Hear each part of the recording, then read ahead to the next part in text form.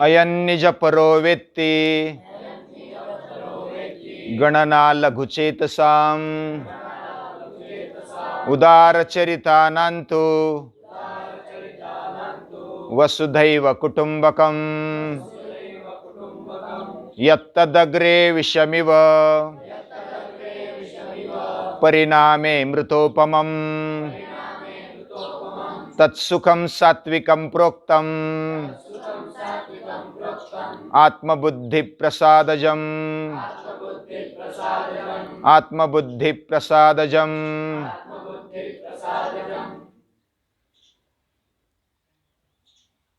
जो व्यक्ति यह मेरा यह तेरा ऐसे जानता है, यह छोटे मन वाला है, छोटे अंतःकरण वाला है। उदार चरित्र जिसका होता है उसके लिए पूरी पृथ्वी कुटुंब होता है। जो पहले आरंभ में विष जैसा होने पर भी परिणाम अमृत के समान पाने वाले कार्य करता है, वह सुख सात्विक सुख माना जाता है। और वो आत्मबुद्धि खुद के अंतःकरण को प्रसाद यानी कि प्रसन्नता देता है, प्रसन्नता निर्माण करने वाला ऐसा सुख होता है। हम पहले सुबह उठते ये भी पहले विषमय होता है, यानी कि जैसे दवा कड़वी होती है बहुत सारी और वही गुणकारी होती है, वैसे सुबह उठना भी पहले कड़वा लगता है, लेकिन जिसको उठने की आदत होती है तो वो अमृत जैसे सुख पाता है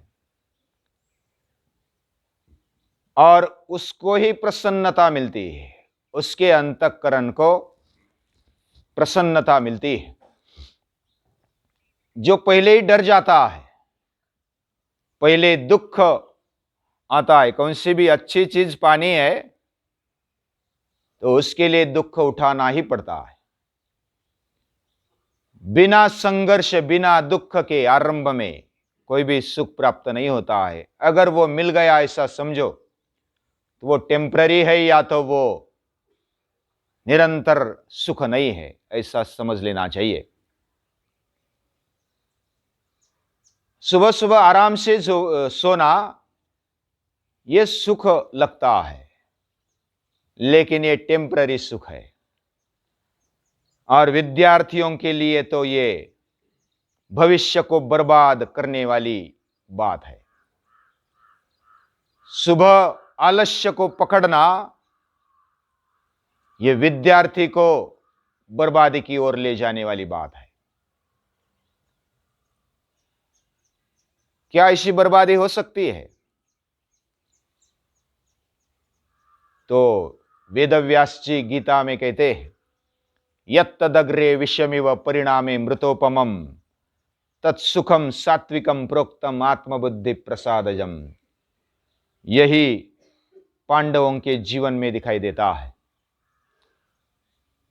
हमारी कहानी कहां तक आई थी? भीमसेन और हिडिंबा की शादी हो जाती है, हाँ, और वह गंधर्व शादी इसको बोलते हैं, यानी कि लव मैरिज, हमारी भाषा में लव मैरिज।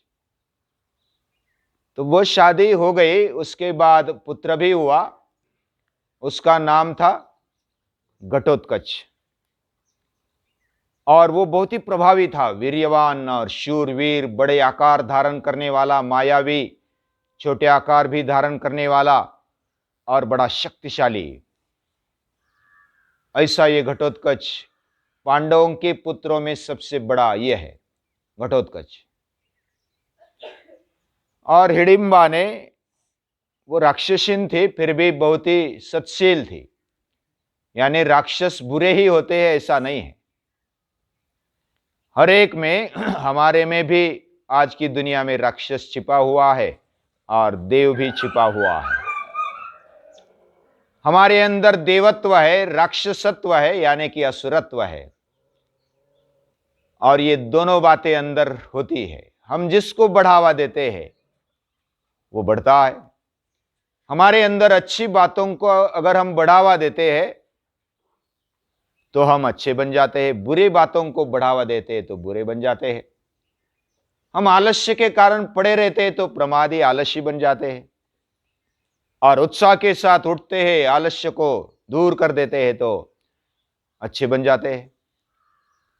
हमारे अंदर पड़ी हुई दोनों तरफ की दैवी और आसुरी संपत्ति दोनों बातें हैं। लेकिन आसुरी संपत्ति तभी आती है जब दैवी संपत्ति को हम उठाते नहीं हैं। जब प्रकाश को नहीं स्वीकारते तो अंधेरा अपने आप आ जाता है। प्रकाश को प्रकटाना, उसको प्रज्वलित बना के रखना, यह बात होती है। तो वो जंगल में रहते रहते कुछ दिन बीत गए, और उसके बाद फिर जो कॉन्ट्रैक्ट मैरिज था हिडिंबा के साथ, वह पांडवों ने बताया, कुंती माता ने भी बताया कि हमें अभी रुकना ये मुश्किल है, तो आगे जाना ही पड़ेगा। और जंगल में रहने के कारण सभी की दाढ़ियां बढ़ गई थी, जटाएं बढ़ गई थी, और उन्होंने ब्राह्मण वेश धारण किया। वहां फिर वेदव्यास जी आते हैं, और वेदव्यास समय समय पर उनको मार्गदर्शन करते हैं। वैसे सभी कौरव और पांडव मेरे हैं, अपने हैं, ऐसे वेदव्यास जी बोलते हैं। लेकिन आप पर विशेष प्यार है, क्योंकि आप धर्म के रास्ते पर चलने वाले हैं। दुर्योधन ने जो षड्यंत्र रचाया वह मुझे भी मालूम पड़ा, और मैं आपको मिलने के लिए आ गया। और ये बात मैं आपको समझा रहा हूं कि जो पहले दुख उठाता है और पहले कष्ट सहता है, उसके अच्छे दिन आते ही है। आप अच्छे राजा बनेंगे और सम्राट बनेंगे, दिग्विजय करेंगे और सभी को सुख देंगे, ऐसा आपका भविष्य है। इसलिए आप निश्चिंत होकर के साधना करते रहो और भयभीत न होकर ये जंगल के कुछ दिन, कुछ मास बिताओ।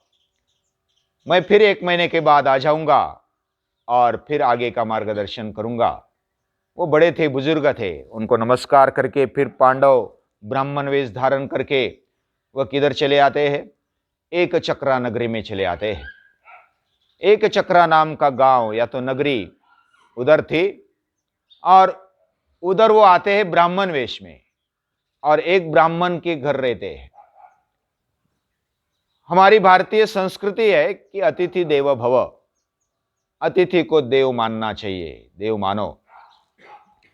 और केवल देव मानना बोलने के लिए नहीं, देव मानना मतलब उनका आदर करना, उनमें देवत्व देखना। तो सचमुच वो ब्राह्मण कुटुंब ने, ब्राह्मण कुटुंब में ब्राह्मण ब्राह्मणी यानी ब्राह्मण पत्नी, उसके 2 बेटे थे, एक बेटा और बेटी, और वो रहते थे। अभी कुछ दिन रहने के बाद उनको भी अभी भीमसेन को इतना बड़ा भोजन लगता था, और उस ब्राह्मण कुटुंब में वो निर्धन थे, ज्यादा धन नहीं था, फिर भी जो भी रोजी रोटी वो चलाते थे उसमें से उनको भी दे देते थे। तो भीमसेन भूखा रहता, इतना पेट उसका भरता नहीं, फिर भी वो रहते। अभी कुछ दिन हो गए, कुछ दिन होने के बाद उनके घर में थोड़ी मायूसी छा गई, यानी कि सभी नाराज नाराज दिखने लगे। वो अंदर ही अंदर कुछ बातें करते थे, और बाकी सब पांडव सो गए। कुंती माता जाग रही थी कि वो कैसे सोएगी, क्योंकि जिसके पुत्रों पर मृत्यु का डर मंडरा रहा है हमेशा, वो कैसे सो पाती। तो वो हमेशा जागृत रहती थी, उनको नींद जल्दी नहीं आती थी। तो कुंती माता जाग रही थी और उनकी बातें उनके कान पर आ रही थी। वह ब्राह्मण बोलता है कि मैं जाऊंगा, मैं इस कुटुंब का कर्ता धर्ता हूं, मैं जिम्मेदार हूं, मुझे इस सब कुटुंब पर जो भी संकट आ जाए, संघर्ष आ जाए, उसको झेलना चाहिए, इसलिए मैं कल जाऊंगा। किसके पास जाऊंगा? बकासुर नाम का एक राक्षस उधर रहता था उस नजदीक के जंगल में, और उसको हर रोज एक गाड़ी धान्य और एक आदमी, दो बैल या तो रेड़े वो ले जाना पड़ता था। गांव ने तय कर दिया था कि हर घर की एक बार बारी आ जाएगी, हर एक दिन, क्योंकि एक साथ सभी तहस नहस होने के बजाय हम समझौता कर लेते हैं बकासुर से, और बकासुर के लिए फिर अन्न धान्य की और खाने की व्यवस्था वो कर रहे थे। वो चक्रा नगरी, पूरी एक चक्रा नगरी। तो बकासुर के पास जाना था और वो ब्राह्मण बोल रहा था, मैं जाऊंगा, मेरी जिम्मेदारी है, आप सभी आनंद से रहना। बाद में वो क्या करता था बकासुर? वो अन्न धान्य भी खा जाता, पकवान भी खा जाता, उसके बाद वो बैल और रेड़े वो जो भी ले जाते वो खा जाता, और आदमी भी खा जाता। इतना वो भयंकर था। तो मैं जाऊंगा, ये कोई ऐसा ऐसे ही जाना नहीं था। गांव में, गांव चले गया और फिर वापस आ गए। वापस न आने के लिए जाने वाला था, वो मृत्यु के मुंह में जाने वाला था। तो ब्राह्मण पत्नी बोलती है, आप मत जाओ, आप जाएंगे तो ये घर कौन चलाएगा? मैं तो महिला हूं, यानी कोई संकट आएगा तो मैं कैसे सामना कर पाऊंगी? तो आप अगर रहेंगे तो आप कुटुंब चला पाएंगे, धन धान्य जो भी चाहिए वो लेकर आएंगे, कुटुंब को चलाएंगे, और जो भी संकट आएगा उसके सामने डटकर खड़े रहेंगे। तो मैं चली जाती हूँ, मैं चली जाने पर ये कुटुंब अच्छा पलेगा, चलेगा, और आप अगर चले जाएंगे तो हम सब कैसे जिएंगे? तो ऐसी बातें करते करते फिर वो लड़की बोलती है, उसकी बेटी, मैं तो पराए घर का धन हूं, मैं 4 दिन इधर 4 साल रहूंगी, बाद में तो चली जाऊंगी। वैसे ही बाहर ही जाना है तो मैं अभी आज ही चली जाती हूं या तो कल चली जाती हूं। तो आप चिंता मत करना, मेरे होते हुए भी आपको ये दुख सहना पड़े, ये मुझे अच्छा नहीं लगता है। फिर वो बेटा बोलता है, मैं तो इस कुल का दीपक हूं, मैं इस कुटुंब का भावी संतान यानी कि भावी कर्ता धर्ता हूं, जिम्मेदार हूं, और कोई संकट आ जाए और मैं ऐसा दूर भागू, ऐसा नहीं चलेगा। मैं जाऊंगा, कोई भी काम, कोई भी जिम्मेदारी ऐसी जो जिम्मेदार है वो स्वयं उठाता है। और ये ऐसा कोई सा इधर उधर जाने वाला काम नहीं था, कोई भजे खाने के लिए, पावड़ा खाने के लिए जाने वाला काम नहीं था। मृत्यु के सामने जाना था, साक्षात मृत्यु को स्वीकार कर लेना था। ये झगड़ा चल रहा था। पूजनीय दादाजी बोलते कि ऐसा कुटुंब होना चाहिए,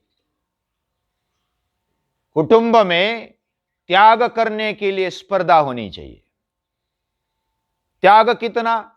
मृत्यु भी आ जाए तो भी पीछे नहीं हटना, इतना त्याग होना चाहिए, ऐसा कुटुंब होना चाहिए। कुटुंब में अभी स्वार्थ के कारण झगड़े हो रहे हैं, मुझे चाहिए, मैं मृत्यु के सामने, संघर्ष के सामने मैं नहीं जाऊंगा। कोई काम करना है तो नहीं, आप करो, और कुछ फल लेना है तो नहीं, मुझे चाहिए। ऐसा स्वार्थी कुटुंब होता है। लेकिन मृत्यु का सामना करने वाला कुटुंब, मृत्यु के मुख में जाने वाला एक एक व्यक्ति इस कुटुंब में है तो यह कुटुंब है। कुटुंब में छोटे छोटी बातों से लेकर के बड़े बड़े मृत्यु का सामना करने तक, युद्ध में जाना है या तो या कुछ संघर्ष का सामना करना है, तो कुटुंब में ऐसी स्पर्धा होनी चाहिए कि मैं उठाऊंगा जिम्मेदारी, मैं जाऊंगा मृत्यु के मुख में। इतनी हिम्मत करने वाले एक एक व्यक्ति जब कुटुंब में होते हैं तो कुटुंब बहुत ही बढ़िया मानना चाहिए। ऐसा कुटुंब भारतीय संस्कृति ने खड़ा किया है। पूरे पांडवों में भी ऐसी ही बात है। और ये कुंती माता सुन रही है। कुंती माता फिर दरवाजा खोलकर अंदर जाती है और बोलती है, मैंने सब सुना, इधर क्या चल रहा है। मेरे पास, आपके पास तो एक बेटा है, एक बेटी है सिर्फ।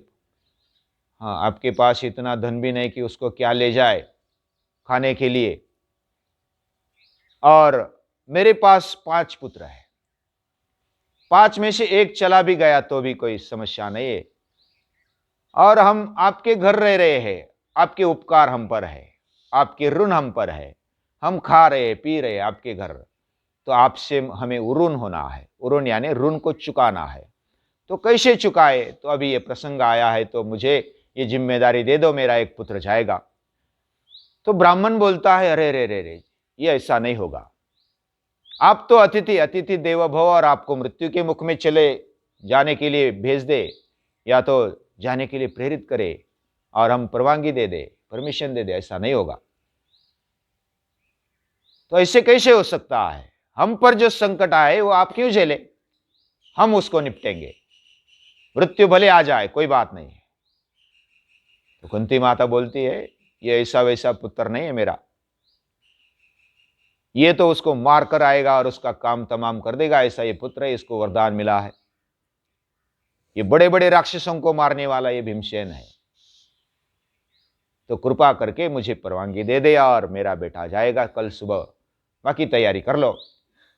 तो कुंती माता के आग्रह पर उस ब्राह्मण ने और पूरे कुटुंब ने परवानगी दे दी कि ठीक है चलो।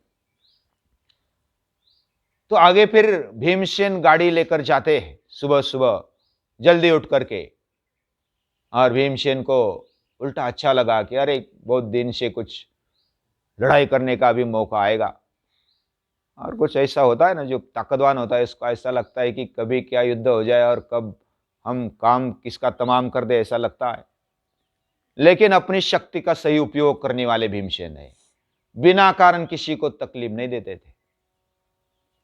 हाँ, बचपन में थोड़ी मस्ती करते थे, लेकिन जब बड़े हो गए तो शहाने हो गए, यानी कि वो विचार पूर्वक कोई भी कृति मेरे से किसी को दुख न हो जाए, और युधिष्ठिर की और कुंती माता की आज्ञा लेकर भीमसेन चले जाते हैं।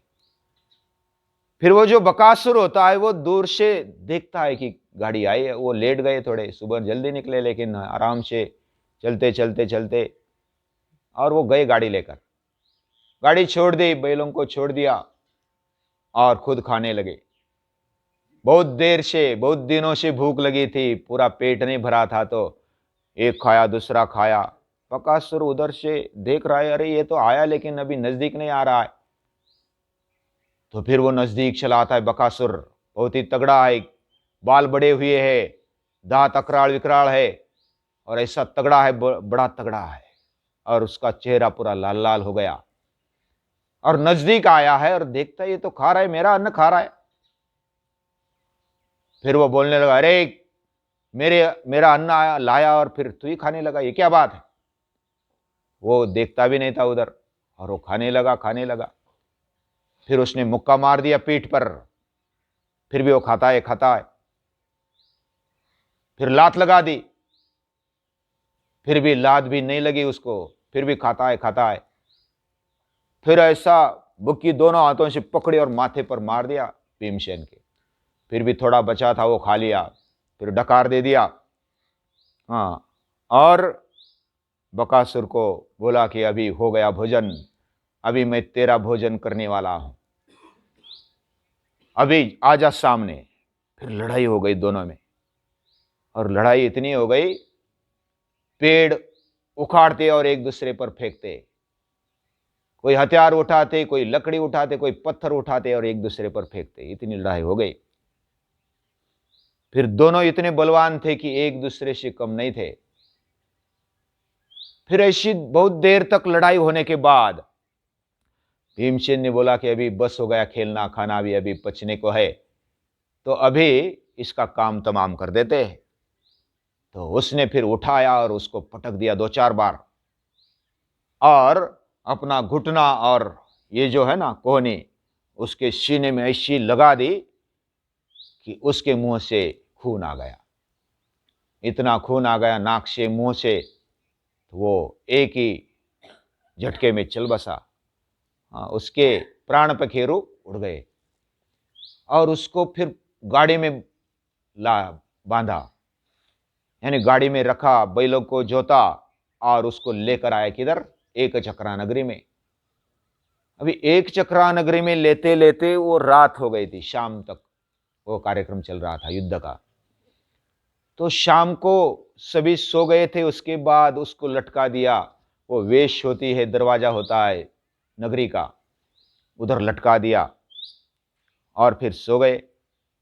सुबह सुबह जो उठे दूसरे दिन और देखते हैं, अरे बकासुर ये किसने मारा, कैसे मारा। फिर लोग सोचने लगे, देखने लगे कि ये जो ब्राह्मण की बारी थी कल और वो चला गया था, तो उसके घर जाकर तपास करते हैं कि किसने मारा। तो ब्राह्मण के घर आते हैं सभी, जो भी पंचायत वाले, और उनको आनंद हो गया कि ये ब्राह्मण ने ये काम कर दिया। ब्राह्मण बोला कि नहीं नहीं जी, नहीं, मैंने नहीं ये काम किया। मेरे घर जो अतिथि आए हैं उनमें से एक ब्राह्मण मैंने भेज दिया था, बाद में पता नहीं चला, और वो कहाँ चला गया पता नहीं चला, तो उसने मार दिया होगा।